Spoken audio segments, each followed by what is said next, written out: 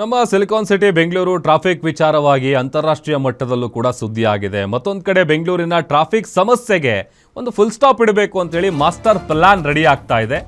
ಬೆಂಗಳೂರಿನ 4 ದಿಕ್ಕುಗಳಲ್ಲಿ ಫ್ಲೈಓವರ್ಗಳು ತಲೆ ಎತ್ತುತ್ತೆ. 5 ರಿಂದ 10 ಕಿಲೋಮೀಟರ್ ಉದ್ದದ ಫ್ಲೈಓವರ್ ಅನ್ನು ನಿರ್ಮಿಸುವುದಕ್ಕೆ ಜಿಬಿಎ ಪ್ಲಾನ್ ಮಾಡ್ತಾ ಇದೆ.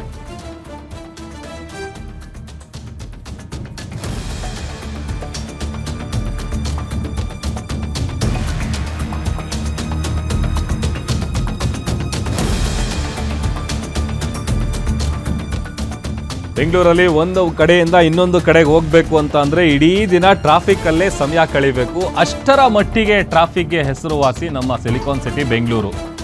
ಈ ಟ್ರಾಫಿಕ್ ಸಮಸ್ಯೆಗೆ ಹೇಗಾದರೂ ಮಾಡಿ ಮುಕ್ತಿ ಇಡಬೇಕು ಅಥವಾ ಮುಕ್ತಿ ಕಾಣಿಸ್ಬೇಕು ಅಂತೇಳಿ ಎಷ್ಟೇ ಪ್ರಯತ್ನಗಳಾದರೂ ಕೂಡ ಅದು ಕಡಿಮೆ ಆಗ್ತಾ ಇಲ್ಲ. ಒಂದೊಂದು ಕಡೆ ಈಗ ಒಂದು ಹೊಸ ಪ್ಲಾನನ್ನು ಜಿಬಿಎ ಮಾಡ್ತಾ ಇದೆ. 5 ರಿಂದ 10 ಕಿಲೋಮೀಟರ್ ಉದ್ದದ ಫ್ಲೈಓವರನ್ನು ನಿರ್ಮಿಸೋದಕ್ಕೆ ಜಿಬಿಎ ಪ್ಲಾನ್ ಮಾಡ್ತಾ ಇದೆ.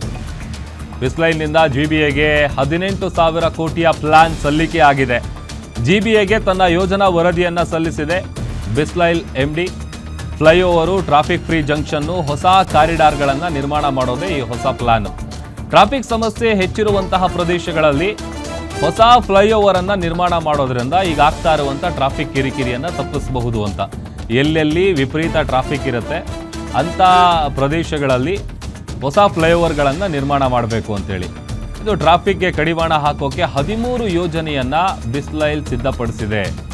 ಡಿಪಿಆರ್ ಸಿದ್ಧಪಡಿಸಿ ಜಿಬಿಎ ಮುಖ್ಯ ಆಯುಕ್ತರಿಗೆ ಸಲ್ಲಿಸುವಂಥ ಕೆಲಸ ಆಗಿದೆ.